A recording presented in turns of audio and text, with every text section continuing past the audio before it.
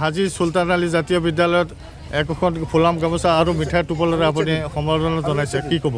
হয়, সদ্যঘোষিত হাইস্কুল শিক্ষান্ত পৰীক্ষাত সুখ্যাতিৰে উত্তীৰ্ণ হোৱা ঢিং সমষ্টিৰ প্ৰতিগৰাকী ছাত্ৰ ছাত্ৰীক সাক্ষাৎ কৰাৰ বাবে চেষ্টা কৰিছোঁ আৰু সেই কাৰ্যসূচী অনুযায়ী আজি চালকাঠি হাজী সুলতান আলী জাতীয় বিদ্যালয়ৰ সুখ্যাতিৰে উত্তীৰ্ণ হোৱা ছাত্ৰ ছাত্ৰীসকলক এখন ফুলাম গামোচা আৰু মিঠাই টোপোলা এটাৰে শুভেচ্ছা জনাইছোঁ আৰু ছাত্ৰ ছাত্ৰীৰ ভৱিষ্যত উজ্জ্বল কামনা কৰিছোঁ। এইবাৰ যি ফলাফল হৈছে যাতে হাই ছেকেণ্ডেৰী পৰীক্ষাত যাতে আৰু অধিক ভাল ফলাফল লাভ কৰে তাৰ বাবে তেওঁলোকক চেষ্টা অব্যাহত ৰাখিবলৈ অনুৰোধ জনাইছোঁ আৰু অভিভাৱকসকলকো ধন্যবাদ জনাইছোঁ আৰু শিক্ষক শিক্ষয়িত্ৰীসকলকো ধন্যবাদ জনাইছোঁ আৰু আজি এইখন ইয়াত ব্যৱস্থাপনা কৰি দিয়াৰ বাবে শুভেচ্ছা জনাবলৈ মোক যি ব্যৱস্থাপনা বিদ্যালয় পৰিচালনা সমিতিয়ে কৰি দিলে তাৰ বাবে বিদ্যালয় পৰিচালনা সমিতিকো ধন্যবাদ আৰু কৃতজ্ঞতা জ্ঞাপন কৰিছোঁ। আৰু আমাৰ এই কাৰ্যসূচী পৰ্যায়ক্ৰমে চলি থাকিব। প্ৰতিদিনে 2টা গাঁও পঞ্চায়তত ছাত্ৰ ছাত্ৰীক আমি সাক্ষাৎ কৰাৰ বাবে চেষ্টা কৰিছোঁ আৰু এইটো আমাৰ ঢিং সমষ্টিত 25টা গাঁও পঞ্চায়ত আছে আৰু এটা পৌৰসভা আছে। আমি প্ৰতিটো গাঁও পঞ্চায়ততে পৰ্যায়ক্ৰমে আমি ছাত্ৰ ছাত্ৰীক সাক্ষাৎ কৰিম আৰু তেওঁলোকক শুভেচ্ছা জনাম। নৱপ্ৰজন্মক কি বাৰ্তা? আমাৰ মূল অস্ত্ৰ আমি শিক্ষাৰ জৰিয়তে আমি আগবাঢ়ি যাব লাগিব। আমাৰ সমাজখন আমি আগুৱাই নিব হ'লে, সমাজত আপোনাৰ সাম্প্ৰদায়িকতা ৰুধিবলৈ হ'লে একমাত্ৰ শিক্ষাই এটা অস্ত্ৰ আৰু শিক্ষাৰ জৰিয়তে আমি সমাজখন আগুৱাই লৈ যাব লাগিব। নৱপ্ৰজন্মক এইটোৱে আহ্বান জনাওঁ যে শিক্ষাৰ ক্ষেত্ৰত অধিক গুৰুত্ব দিব লাগে আৰু শিক্ষাক এটা অস্ত্ৰ হিচাপে ল'ব লাগে, যে শিক্ষাৰ জৰিয়তে আমি সমাজখন পৰিৱৰ্তন কৰিব লাগিব। ইয়াকে আমি আহ্বান জনাইছোঁ ছাত্ৰ ছাত্ৰীসকলক। নমস্কাৰ, মোৰ নাম শাৰদিন চাহান। মই চালকাঠি হাজী সুলতান আলী জাতীয় বিদ্যালয়ৰ পৰা হাইস্কুলৰ পৰীক্ষাত উত্তীৰ্ণ হৈছোঁ। মই 3টা বিষয়ত লেটাৰ মাৰ্ক পাইছোঁ। সেইকেইটা হৈছে আছামিজ, ইংলিছ আৰু গাৰ্মেণ্ট ডিজাইনিং। অসমীয়াত কিমান পাইছা? 83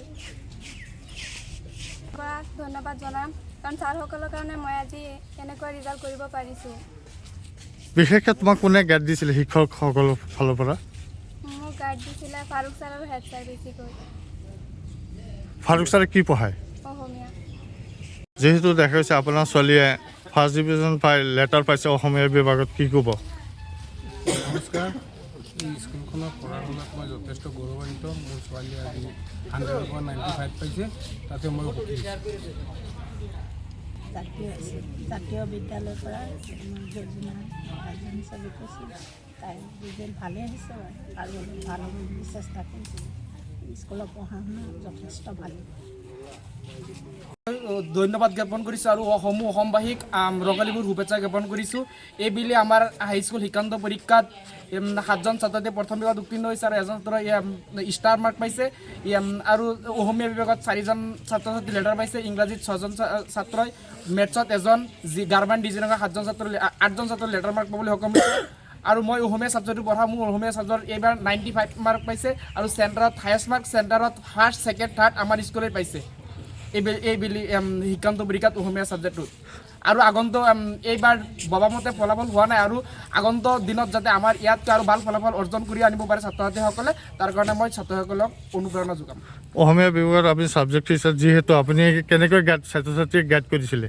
ছাত্ৰ ছাত্ৰীক আমি সময়মতে যিখিনি প্ৰয়োজন সিহঁতে বিচাৰিছে সেইখিনি মই সময়মতে দিছোঁ আৰু যিখিনি চাব লাগে সেইখিনি মই গাইড কৰিছোঁ। তাৰ কাৰণে আজি ছাত্ৰসকলে নিজেও কষ্ট কৰিছে, সেইকাৰণে আজি এইখিনি ফলাফল কৰিবলৈ সক্ষম হৈছে। অভাৱত মই ভালকৈ পঢ়াব পৰা নাই। মই ইচ্ছা কৰিলে তাক প্ৰশাসনিক বিধায়ক বনাব পাৰিলোঁ হয়, ডক্টৰ বনাব পাৰিলোঁ, ইঞ্জিনিয়াৰ বনাব পাৰিলোঁ হয়, কিন্তু অৰ্থৰ অভাৱত, যিহেতু আমাৰ এইটো কৃষি প্ৰধান অঞ্চল, স্বাভাৱিক আমাৰ আৰ্থিক অৱস্থা এনেই দুৰ্বল। এই ক্ষেত্ৰত কোনেও যাতে সংকোচ নকৰে আৰু মোক নিজৰ পৰিয়ালৰ, আপোনালোকৰ পৰিয়ালৰ এজন সদস্য বুলি ভাবি মোৰ লগত সকলো কথাই আপোনালোকে শ্বেয়াৰ কৰিব, মোক ক'ব, জনাব যে মোৰ এইটো অসুবিধা হৈছে, এইবাৰ মোৰ হোষ্টেলৰ ফিজ দিব পৰা নাই, মই এডমিশ্যন ল'ব পৰা নাই, এনেকুৱা যিকোনো মুহূৰ্তত আপোনালোকে মোক জনাব। মই কথা দিছোঁ, মই সদায় আপোনালোকৰ লগত আছোঁ। মোক আপোনালোকৰ পৰিয়ালৰ এজন সদস্য বুলি জ্ঞান কৰি মোৰ লগত সকলো কথাই আপোনালোকে মত বিনিময় কৰিব আৰু যিকোনো সহায় লাগিলে মোক জনাব বুলি মই আশা কৰিছোঁ আৰু আপোনালোকৰ ছাত্ৰ ছাত্ৰীৰ উজ্জ্বল ভৱিষ্যত কামনা কৰিছোঁ আৰু সকলোৰে পৰা মই দোৱা বিচাৰিছোঁ। এইখিনিকে কৈ মোৰ বক্তব্য সামৰিছোঁ।